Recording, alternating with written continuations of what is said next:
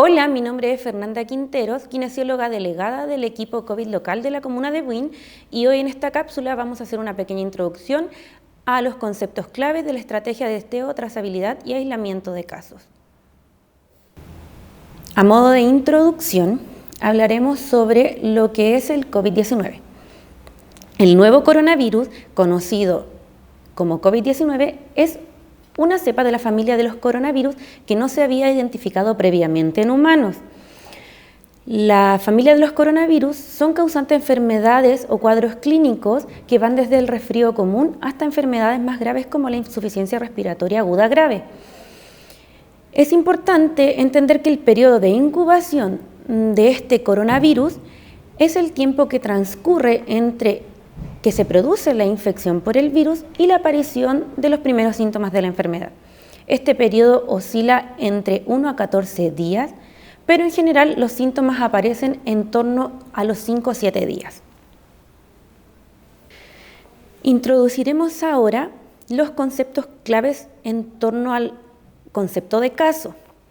Un caso sospechoso de infección por coronavirus es una persona que presenta al menos un síntoma cardinal o dos o más de los signos o síntomas restantes de coronavirus. Los síntomas cardinales son la fiebre, que es una temperatura mayor o igual a 37,8 grados Celsius, la anosmia, que es la pérdida brusca y completa del olfato, y la ageusia, que es la pérdida brusca y completa del gusto.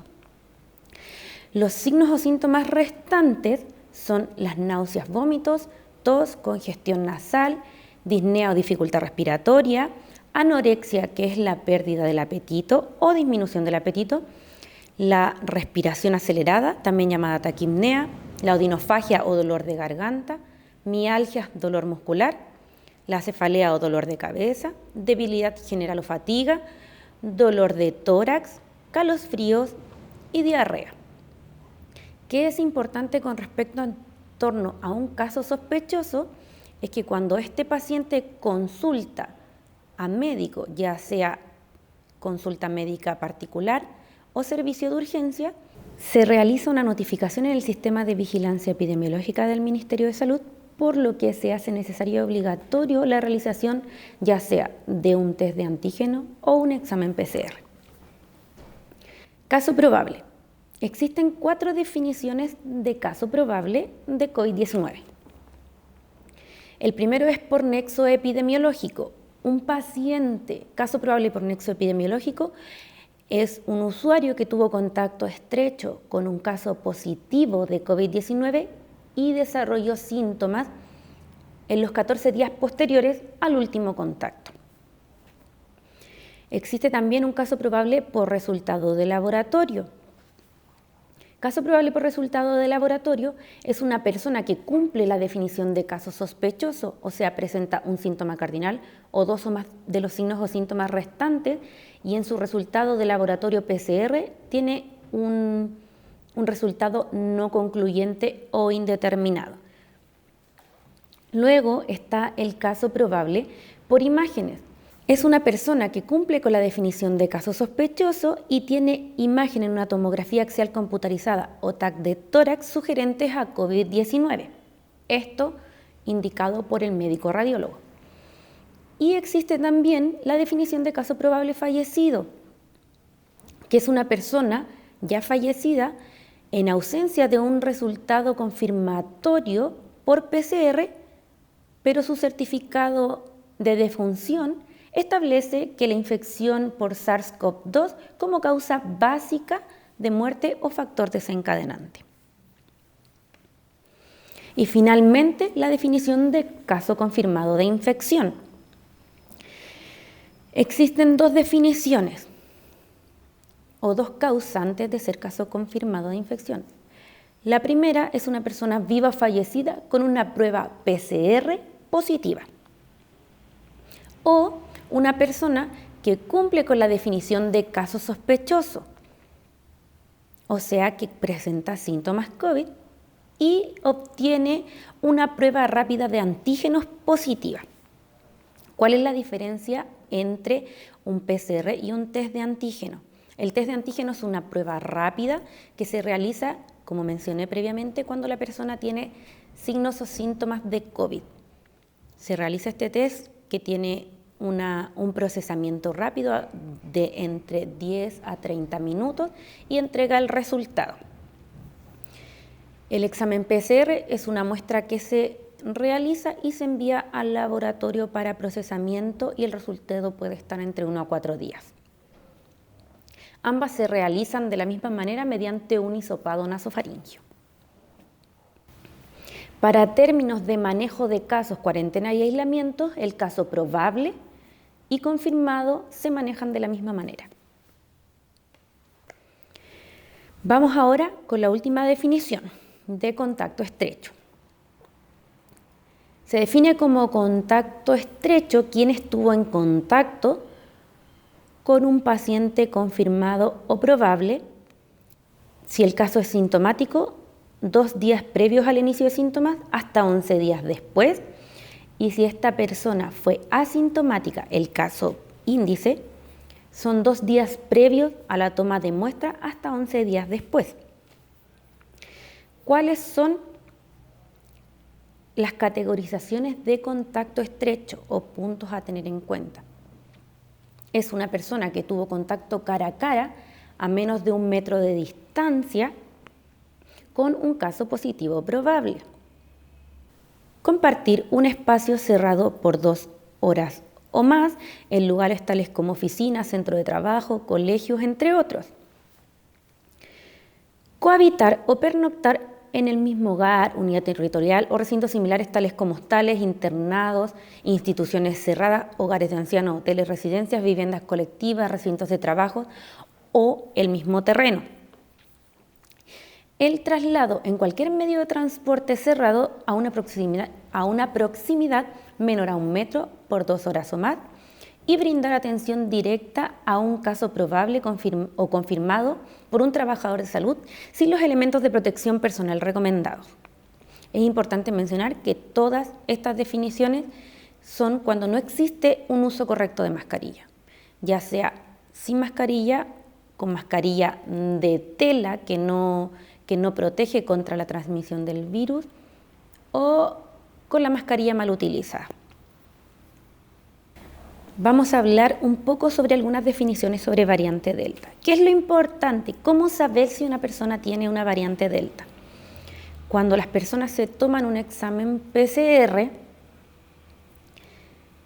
y hay sospecha de la presencia de la variante en la muestra, ya sea porque la persona viene del extranjero o estuvo en contacto con alguna persona sospechosa de variante Delta, esta muestra de PCR se envía al Instituto de Salud Pública para hacer genotipificación de la muestra.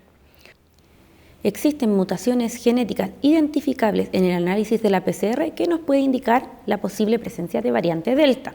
Y ahora vamos a estas definiciones. Existen 3 definiciones de casos positivos anexados a variante Delta. El primero es el caso positivo variante Delta confirmado, que es una persona que cumple con la definición de caso confirmado de COVID y tiene una muestra secuenciada por el Instituto de Salud Pública o un laboratorio y verificado por el ISP, en donde se identificó la presencia de variante Delta. Luego existe un caso positivo variante Delta probable, que es una persona que cumple la definición de caso confirmado y en la que se identifican mutaciones puntuales asociadas a la variante Delta a través del PCR, como mencioné previamente, sin necesidad de enviar la muestra al Instituto de Salud Pública.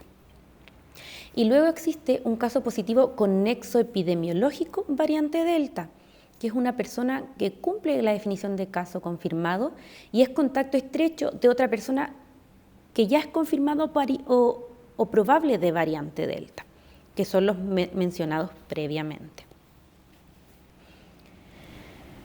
Lo importante de esta definición es que estos 3 casos, ya sea confirmado variante Delta, probable variante Delta o con nexo epidemiológico, se manejan de la misma manera. ¿Cuál es la importancia de conocer estos conceptos y las definiciones de variante Delta? Es porque si bien los casos positivos se manejan exactamente de la misma manera que un caso positivo sin variante, lo que cambia es la definición de contacto estrecho, ya que, como mencioné previamente, es una variable más contagiosa. Por lo tanto, la definición de contacto estrecho de variante Delta cambia. Y ahora es cualquier persona que haya estado en contacto con un caso con variante Delta confirmado, probable o con nexo epidemiológico durante el periodo de transmisibilidad. Como mencionamos previamente, a partir de los 2 días previo al inicio de síntomas o de toma de muestra en casos asintomáticos hasta 10 días después, ¿ya? Por más de 15 minutos e independiente del uso de mascarilla. Entonces, todas las definiciones previas que dimos, en las que era contacto estrecho cuando no existía un uso correcto de mascarilla, ahora van a ser contacto estrecho independientemente del uso de mascarilla. Y en el caso de traslados en medios de transporte, en traslados en avión serán considerados contacto estrecho de un caso COVID variante Delta 2 asientos alrededor del viajero positivo. En traslados en bus serán considerados contacto estrecho de un caso COVID con variante Delta todos los pasajeros, independiente del asiento en el que se encuentren viajando. Ahora hablaremos sobre los periodos de aislamiento de casos y contactos COVID. Primero, con respecto a los casos. Tenemos 4 periodos de aislamiento para casos COVID. Tenemos primero el caso confirmado o probable con síntomas leves o moderados sin inmunocompromiso. Se cumplen 10 días desde que inició síntomas. Luego tenemos un caso confirmado asintomático sin inmunocompromiso. Esta persona que se realizó una PCR de manera preventiva y nunca tuvo síntomas, se toman 10 días desde que se realizó la toma de muestra.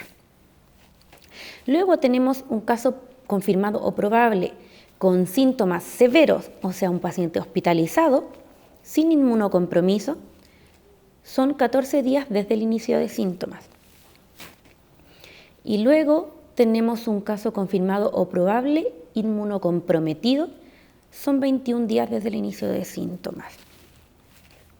Cuando hablamos de inmunocompromiso, son personas que tienen una afectación en su sistema inmune, ya sea por cánceres activos, VIH sin tratamiento y otras enfermedades que comprometen el sistema inmune. Es importante que el aislamiento de un caso confirmado o probable sintomático puede extenderse a más del periodo indicado anteriormente cuando presenta fiebre. Por lo tanto, su aislamiento va a finalizar siempre y cuando hayan transcurrido 3 días sin fiebre. O sea, si un paciente sintomático presenta fiebre el día 10, va a tener al menos 3 días más de cuarentena. Digo al menos porque si sigue presentando fiebre el día 11, el 12, se van a ir alargando cada vez más los días hasta que se puedan contabilizar 3 días sin fiebre. Con respecto al periodo de aislamiento de contactos estrechos, la cuarentena va a depender del esquema de vacunación, siendo 7 días desde el último día de contacto con un caso positivo las personas que tienen un esquema completo de vacunación. Esquema completo de vacunación quiere decir que la persona que cuenta con una vacunación de ambas dosis o vacuna con esquema de dosis única y han transcurrido más de 14 días desde la última dosis. ¿Ya? Esto quiere decir que si yo me vacuné el 1 de octubre, posterior al día 15 de octubre voy a tener mi esquema completo de vacunación. Entonces, si yo fui contacto estrecho el 16 de octubre, tengo 7 días de cuarentena. En cambio, los contactos estrechos que tengan un esquema incompleto de vacunación o no estén vacunados van a ser 10 días de cuarentena, ¿ya? Además, es importante que estos son los periodos de cuarentena del contacto. Sin embargo, todos los contactos estrechos, independiente del esquema de vacunación o no, van a tener un seguimiento telefónico por 14 días, porque eventualmente podrían presentar síntomas finalizada su cuarentena. Aquí voy a tocar un tema relevante con respecto al concepto de aislamiento y cuarentena.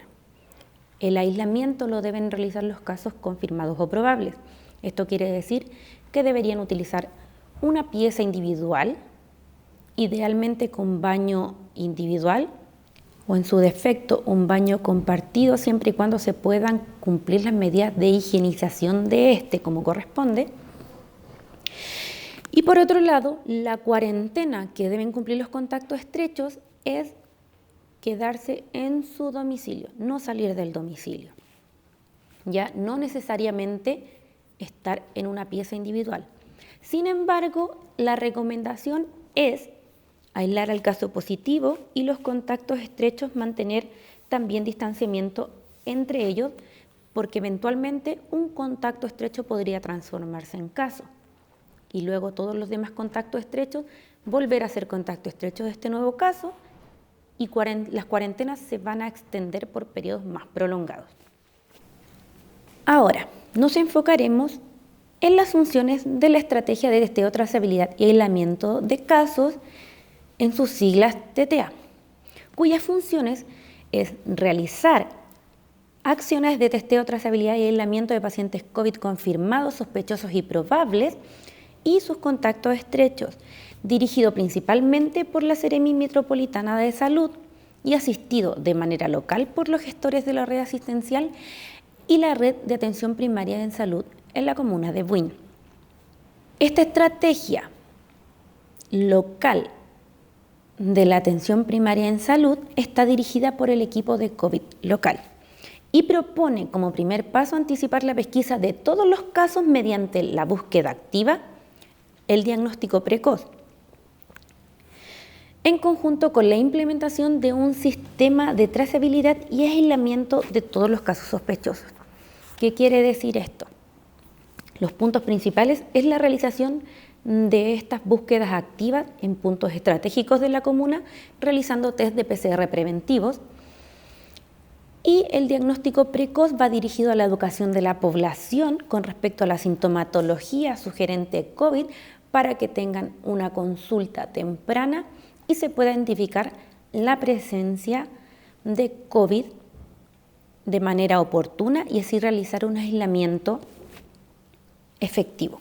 Con respecto a los casos sospechosos, a nivel local se hace una descarga de los pacientes que consultaron en nuestro nivel de atención primaria en salud con sintomatología y se realiza un seguimiento telefónico de educación y prevención para que exista un manejo temprano de este posible caso positivo y se detenga la propagación del virus a tiempo. ¿Cuáles son los objetivos de esta estrategia COVID local? Primero es ampliar la cobertura del examen PCR acercándolo a nivel comunitario, como mencioné previamente, con estas búsquedas activas que se hacen semanalmente en puntos estratégicos de la comuna, además de la realización de exámenes PCR, tanto preventivos como a pacientes sintomáticos en nuestra red de atención primaria, ya sea CESFAM o postas.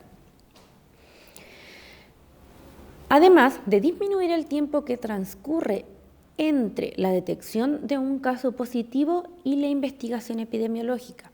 Esto quiere decir el contacto precoz de una persona que sale positiva para realizar las educaciones y aislamientos de manera oportuna. Además, aislar a todos los casos sospechosos desde el inicio de síntomas o desde el momento de la primera consulta, como mencioné previamente en este contacto telefónico que se hace a las personas que se toman PCR con sintomatología y a nivel local se le realiza una educación telefónica. Otro punto es aumentar la efectividad de las medidas de aislamiento y cuarentena a través de la fiscalización aleatoria, mediante el equipo de visita domiciliaria que a nivel diario realizan visitas aleatorias a casos confirmados o probables para verificar el cumplimiento de las medidas de aislamiento y cuarentena. Por otro lado, es importante potenciar el seguimiento de casos índice y su contacto estrecho, que a nivel local se realiza de manera diaria o cada 24 horas Otro objetivo es potenciar el seguimiento del caso índice y sus contactos estrechos. Esto realizando un seguimiento ya sea telefónico o con visita domiciliaria cada 24 o 48 horas dependiendo de la categorización del paciente y la importancia epidemiológica de su caso. Y finalmente, identificar y aislar a todos los contactos estrechos y establecer su cuarentena efectiva en las primeras 24 horas. Esto quiere decir que se identifica un caso positivo probable, se realiza el primer contacto, esta persona identifica cuáles son sus contactos estrechos y todos estos son contactados y educados en cuanto a medidas de cuarentena para detener la posible propagación del virus en un contacto estrecho que eventualmente podría transformarse en caso. Ahora hablaremos de cuál es el flujograma o pasos a seguir con respecto a la estrategia TTA. La estrategia comienza a operar desde que un paciente consulta o se realiza una toma de muestra. Tenemos dos maneras de realizar esta toma de muestra PCR de antígenos en pacientes. Como mencioné previamente, está la búsqueda activa de casos que se hace en pacientes asintomáticos que se toman PCR de manera preventiva, o luego tenemos un paciente con síntomas que consulta a un médico, quien hace la notificación de caso sospechoso y se realiza la toma de muestra. Luego que tenemos un caso asintomático que se toma la muestra o un caso sospechoso que se toma la muestra, esta sale positiva, examen rescatado por el equipo COVID local, en donde se contacta al paciente positivo para informar el resultado y realizar la educación correspondiente a medidas de cuarentena y aislamiento. Luego se realiza una investigación epidemiológica por parte de Seremi. Investigación epidemiológica hace referencia al contacto donde Seremi identifica el caso y todos sus contactos, ya sea en su domicilio, en una residencia sanitaria o en la hospitalización si el paciente lo requiere debido a su sintomatología severa. Luego se realiza el seguimiento de caso por parte de Seremi y el equipo COVID local. Y por otro lado, se hace la identificación de estos contactos estrechos, a los cuales se le indica también una cuarentena, que también puede ser en domicilio o en residencia sanitaria. Luego se realiza de igual manera el seguimiento de estos contactos estrechos por parte de Seremi y el equipo COVID local. Y finalizando la cuarentena y aislamiento tanto de casos o contactos, se le entrega su alta.